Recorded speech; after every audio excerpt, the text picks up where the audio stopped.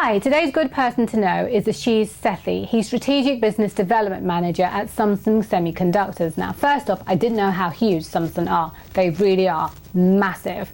We all know about Samsung Electronics because there's the TV and digital appliance division, the mobile division, and something I didn't know existed, the semiconductor division, which is only the second largest semiconductor company on the planet. Now, Ash's talk was all about wearables. How many of us have a device that we no longer use? Yeah, I'm definitely one of them too. Ash is right. A mobile is a device that we have permanently fixed to our pockets, whereas a wearable is something that's forgettable. If we leave it at home, we're not about to run home for it. For a mobile, we are. At Samsung, they've identified two key drivers that make their wearable unforgettable. One, health and well-being, and two, wearable e-commerce, which Ash explains in more detail in this video. But in a nutshell, Samsung have developed a wearable that uses bioprocessors and algorithms, which when they combine all the data together, it's able to trigger off and identify when you're stressed out, when you're excited, when you're happy. And they do that based on what you're doing. And they collect all this information, and it's all secure and everything because they've got encryption and everything else encrypted in this one device. And for the e-commerce aspects, they've added features to make it more than a payment system. And I really do believe that this is the future of wearables. So I hope you enjoy this video, and thank you for watching. Within Samsung Group, we have many different companies. We do financial services, we do machinery and heavy industries. But the one that you probably know the most is Samsung Electronics. And Samsung Electronics consists of three divisions. The first division is the consumer electronics part, which is probably mostly well known for TVs and digital appliances, such as your washing machine, your dishwasher, fridge, freezer, that kind of stuff. The second division is IT and mobile, and probably most famous for the Galaxy range of phones and tablets, as well as the Gear S2 watch and VR products.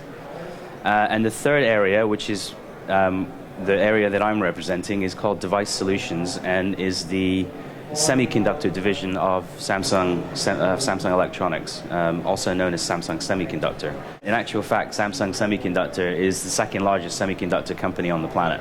We are actually leaders in market share for all of these areas in a variety of different segments. It's very clear that the wearable market is here. Forecasts from companies like Gartner, who are projecting that they'll have an attach rate of 24% to smartphones globally by 2020.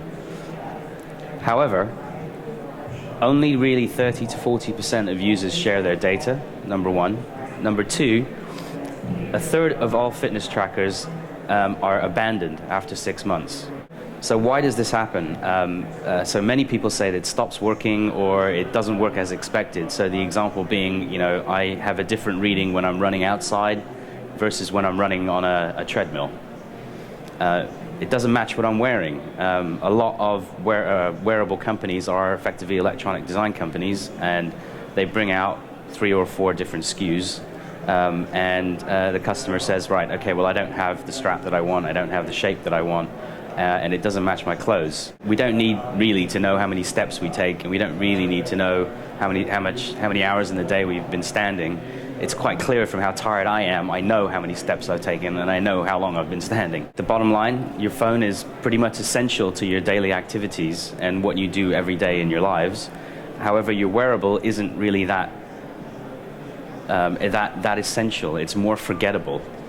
And the picture down there kind of says it all. Do I really need to know how many bites I'm taking of my particular meal? We need to turn our wearables into unforgettables. There are two key drivers that we've identified that will help this to happen. The first is health and well-being. Is we need to measure more about who we are, things like quantified self, and then we need to be able to combine that information together to be able to give us more insight through being more context aware. On the other side, wearable e-commerce, we commonly associate wearables with payment. That's been the most recent trend.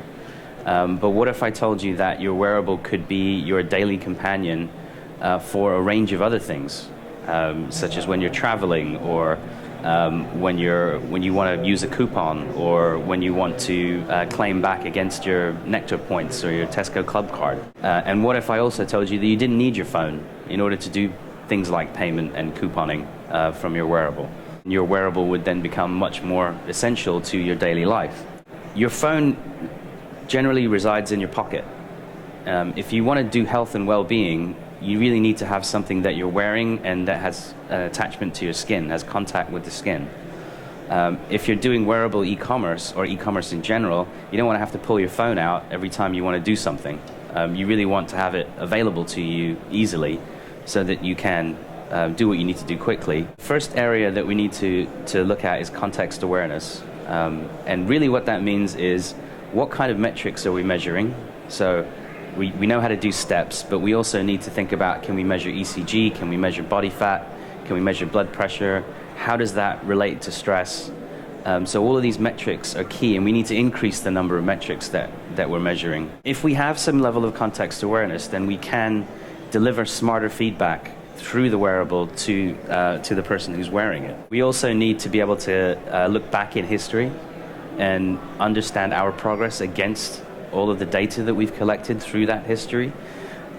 Historical data is also important because it gives greater accuracy to predictions. If we are to wear these wearables for a long period of time and keep wearing them and don't abandon them, then they ought to get more useful to us as time goes on. Social feedback is very important. It allows us to collect rewards, whether they be social rewards like a pat on the back, or real rewards. You might get vouchers for fitness products when you go to the gym more than once a week.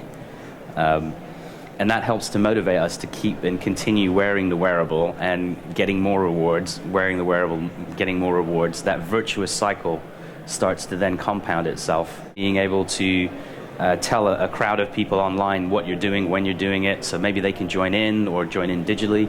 Perhaps 4 guys are going out on a jog or a run together, and you want to timestamp synchronize all of the biometric data that gets collected by the wearable. And then at the end of the run, you can then look back on that data and say, okay, well, at this on this hill, my heart rate was lower than yours, therefore I'm fitter. These kinds of things get people engaged, and once they're more engaged, they're more likely to keep continuing to wear the wearable.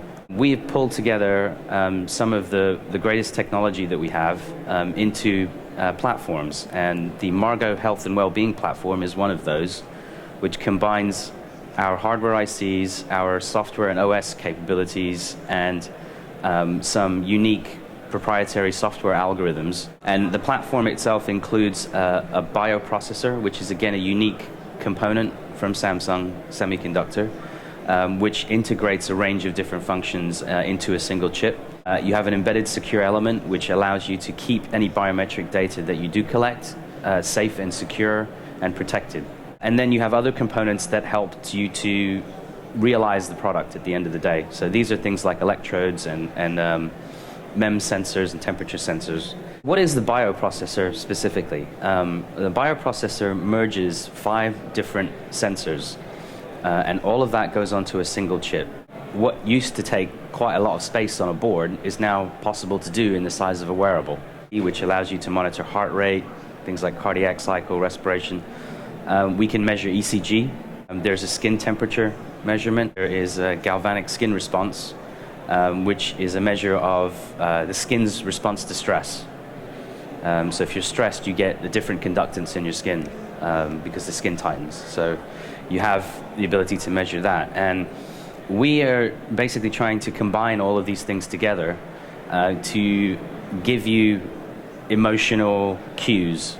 We have a hardware secure element inside the chip, which encrypts all of the data that's collected. On the wearable e-commerce side, we basically started with e-commerce on the phone. The wearables then moved into payment, so basically putting an NFC chip and a secure element in the wearable to provide access to contactless payment. The technology in a smartphone versus the technology in a wearable is diverging from each other.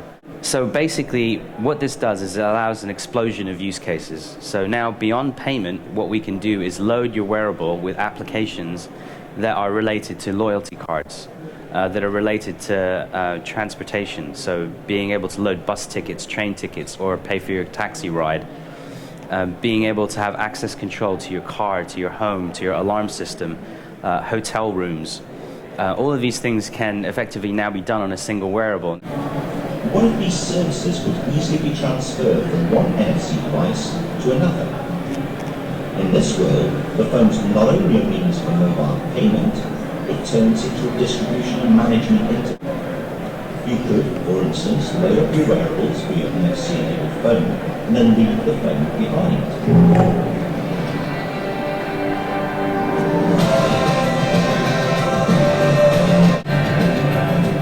Contactless companion platform is a dedicated focus on wearables and tokenization, which is a key essential of the platform. So it's such a versatile platform and a growing use of wearables, isn't it time to leave the phone behind? Doesn't that sound like a must-have wearable? I mean, I would so love to know what triggers my anxiety and stress levels so that I can cope better. I really would, and I hope that this is going to do just that. I hope you enjoy this video. Please subscribe to see more, and thank you for watching.